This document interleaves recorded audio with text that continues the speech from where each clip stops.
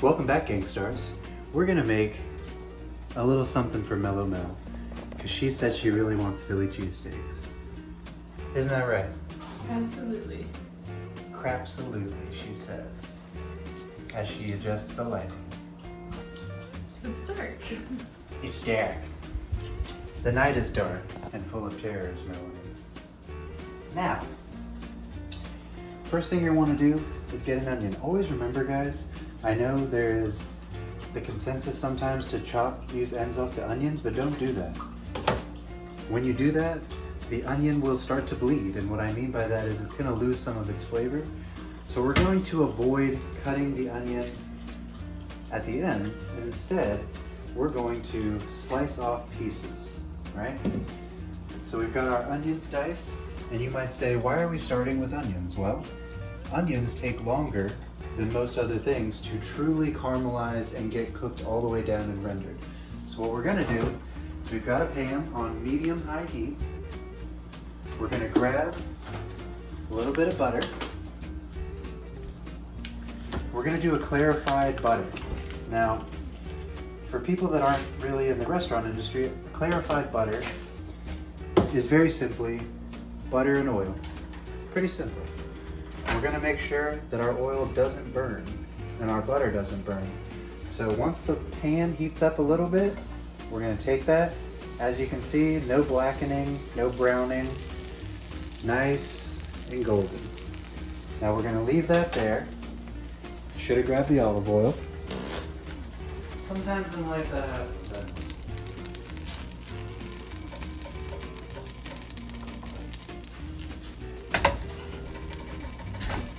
Now, we're going to add just a little bit of olive oil.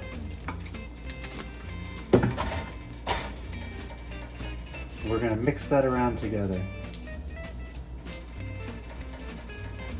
Once that's nice and broken down, as you can see, the butter is getting smaller and smaller and smaller. Boom! And as Pokeballer Mike told me the other day, got to get that pan handle out of my way. So now we're just going to put our onions in and we're going to start rendering them.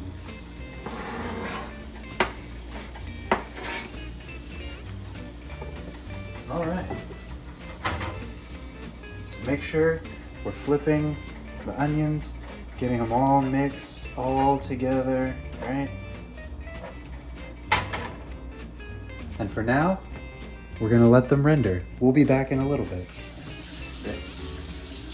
We going? Oh, we're already going.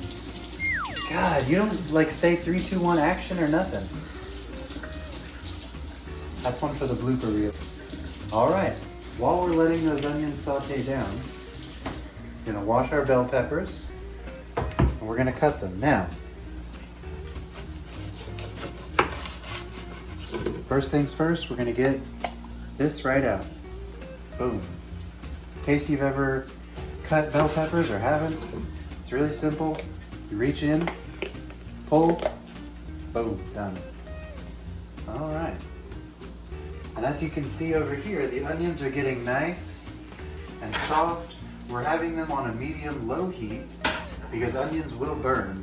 And when they burn, they're not going to caramelize properly. So what we're going to do while those are nice and cooking is we're going to cut our bell peppers. Now, remember, safety first. Come on in, Melanie. I like to use a C method. That way, even if I do come down, I'm just going to chop my fingernails, right? So I'm just going to move back really slowly. We're looking for not ridiculously thin, but thin slices. And the dogs are already down there trying to get it cut. Now, as you can see, they lined up nice and even. So what we can do to save some time, we'll turn them all one way and we'll just go. Now I want you to think of your hand kind of like a rotating machine coming closer and closer to the edge, right? We're gonna have nice and even strips. Or not strips, I guess cubes. cubes. All right, so we're going to repeat this, and we'll be back with the finished product. We're about halfway into the onion cooking. Oh! My spices are falling. Spices down. We're gonna add a little bit of seasoning. Now that they're getting there, we're gonna push them just to right under medium. As you can see, just a nice simple flip. They're starting to get a little bit yellow. We're gonna want them to really almost be see-through by the end. So, we're gonna go ahead and add our seasoning. So we've got garlic. Gonna keep it really simple. Philly cheesesteaks aren't really necessarily the most complicated recipe, but you do have to have some steps. We're gonna throw a little bit of freshly cracked pepper in there, okay? And just a pinch of salt. All right, once we've got that in there, again, we're gonna really make sure that everything is mixing properly by giving them a nice little flipperino, boom, boom. Now, if you can't flip, a good trick is getting a piece of toast into a pan and just practicing flipping it up, back and forth, and back and forth. Think of your hand kind of like a circle, right? Boom, boom, boom. We'll be back. Hey, gang stars. It's me twerking in the kitchen. But on a serious note, we've got our onions going. Peppers are almost chopped, so I'll just move these over. Once again, nice and simple. I'm gonna cut it in half. Shoo. I'm gonna line it up. Now, it's okay to hear that kind of bouncing sound because peppers are uneven.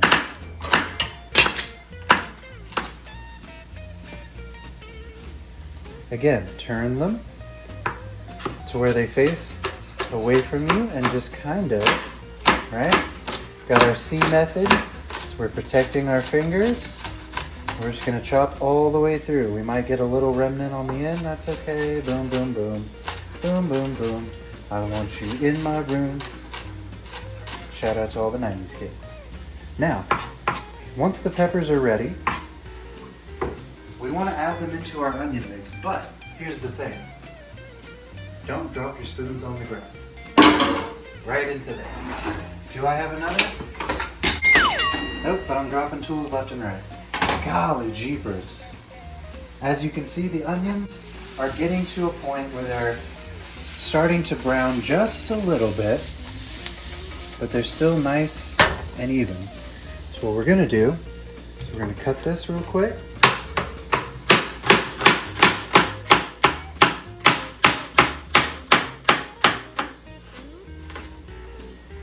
Remember, safety, guys, always pay attention to what you're doing.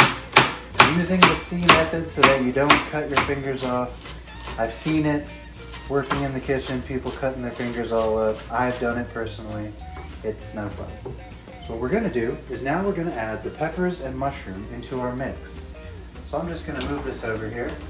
And yes, I washed my hands.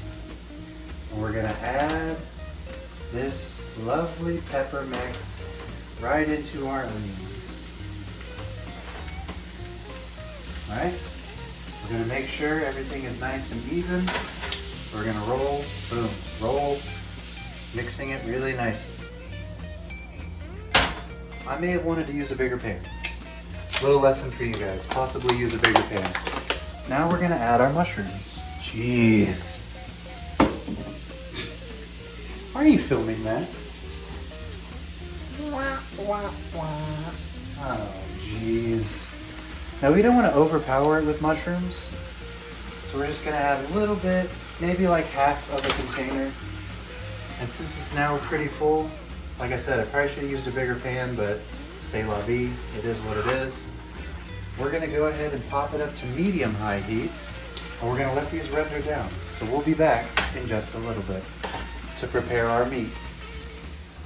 Give me a smile, babe. You look cute. Show yourself. You look cute. Ain't she a doll?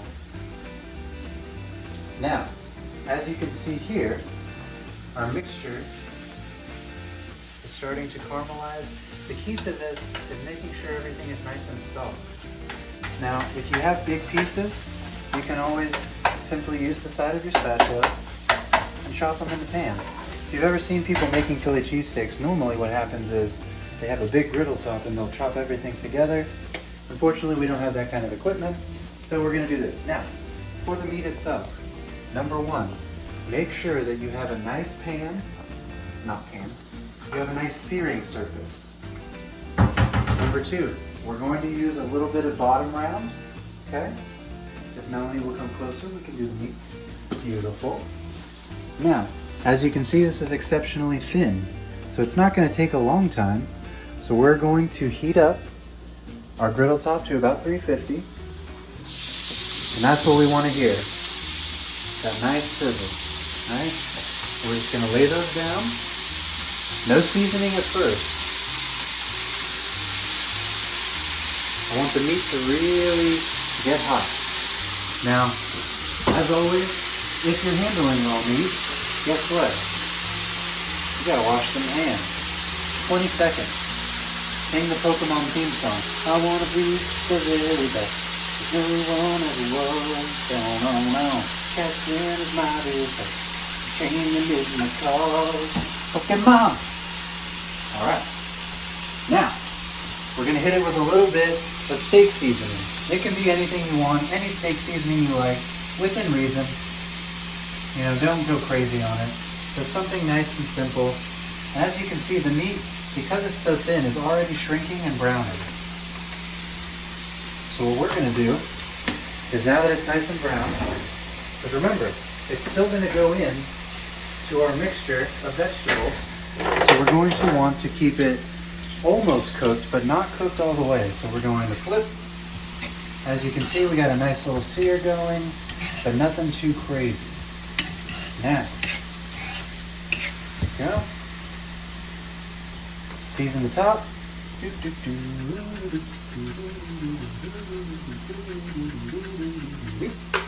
Okay. We're going to let those cook for about 20 to 30 more seconds. We're going to take them off, and we'll show you what happens next. Alright, now that we've got our meat nice and seared up, ready to go. I know it's going to be a little hot, but that's okay. So we're not going to touch it too much. We're going to take our knife, make sure it's nice and clean. And we're just going to do the same thing we did with the bell pepper. We're going to cut it into nice long strips. But this one we're not going to cube. We're going to kind of leave them in strips. Now you see, it should be nice and easy to cut through that meat because it's not all the way cooked.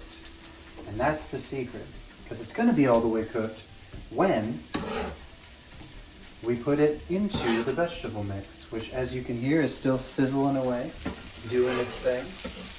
Getting nice and rendered. Look at that. Would you look at that? As always, make sure you're flipping, getting a nice even coating. As you can see, the onions are pretty much translucent by this point. That's what we're looking for. So now we're going to turn our heat all the way down to low. Okay? Now here's a little secret. I'll let you in on something. We're going to take our meat, right? So this is about 1.5 pounds. We're going to add it in. Now, remember, this is simply my take on a Philly cheesesteak. If anybody's in Philadelphia and watching this, and you're just screaming, horrified, I'm so sorry, this is the way I like to do it. So now I'm just going to make sure that the meat gets nice and mixed in. But here's the secret. I know chefs aren't supposed to reveal their secrets or whatever, we're like magicians, but I don't care. So we're going to make sure it's nice and mixed up. And what we're going to do, to make sure it doesn't dry out, here's the little tip. We're going to come into our handy dandy kitchen, grab just a little bit of soy sauce. We're going to throw it in. Now you can use a lot of things. You can use demi-glaze, you can use a great many things. The trick is, to have enough moisture in there to where the meat will not dry out and the cheese will melt properly. Now, you're saying, Josh,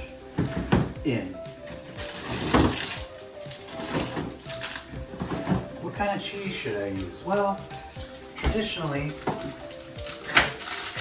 Philly cheesesteaks can come with Swiss, provolone, Gouda, what have you. Mellow Mel and I like to go a little bit spicier, but you know. So what we're gonna do is we're gonna take half Gouda, okay? And we're gonna mix a little bit animal style. Don't try that at home, kids. We're gonna mix a little bit of pepper jack cheese in there. Mellow Mel, you like the pepper jack, don't you? Yeah, you do. So I'm gonna take just a little bit, not much. So I'm gonna tear it into tiny little strips. So maybe another slice, and again, nice, tiny little strips. Now, once that's in, one more level on the top, just a touch, not a lot, enough, as you would. Now, we're gonna let that sit, but here's a little trick I like to do. I take a regular cooking pan, non-stick, and I cover it. You can use whatever cover your lid comes, or your pan comes with. I like to use this because we don't have one. Absolutely. So we'll be back in just a little bit to show you the finished product. Welcome back, Gangstars. One last thing. Now, you can do this on any bread you want. Again, this is my take on a Philly cheesesteak. It doesn't have to be exact. As you can see, we've got our buns in the oven. I'm going ciabatta. Melanie is going crazy with a little pretzel bun action. Love that initiative. Now, I like to make a special little sauce. Gives it an extra kick. And it's only 2 ingredients. That's the beauty of it. We're gonna take a little bit of olive oil mayo. Okay? About 2 healthy scoops. And we're gonna take pure horseradish. We're gonna dump it right in. Then mix. And we have a spicy, tangy horseradish sauce for our lovely Philly cheesesteak meat. We'll show you once more what the final product will be and how delicious it is. We'll be back. All right, now let's plate it up. The bread is nice and toasty. Like I said, Melanie is going a little wild. She wants hers on pretzel buns, so we're gonna put, Melanie is not so much of a sauce person as I am, so we're just gonna kind of dab it on there. How's that, Melanie? Is that enough for you? A little bit more. A little bit more, she says. Other side of the bun, maybe? Dark side of the bun? How's that for you? That'll work? Now I'm just going to take some tongs, and as you can see, it's all ooey-gooey without being dry. Now we're just going to grab and drop. Grab and drop, making sure Melanie gets all her nutrients, all her vitamins. And as you can see, there is a perfectly sized Mellow Mel Philly cheesesteak on a pretzel bun. I opted for ciabatta. Like I said, you can do anything you want. It's your sandwich after all. So what I'll do is put way more, because I'm a big sauce guy. I'm all about le sauce. Love the sauce, need the sauce, must have the sauce. And again, we're just gonna take and drop, take and drop. I'm gonna put a little bit more on mine because I'm a big fatty. That's what I like. Close her up, and we've got our Phillies. Thanks for watching, Gangstars. Remember, mental health is a real deal thing. There's no shame in the game. Reach out, help somebody, help yourself. And always remember, cooking can be quite the coping skill. We'll see you guys next time.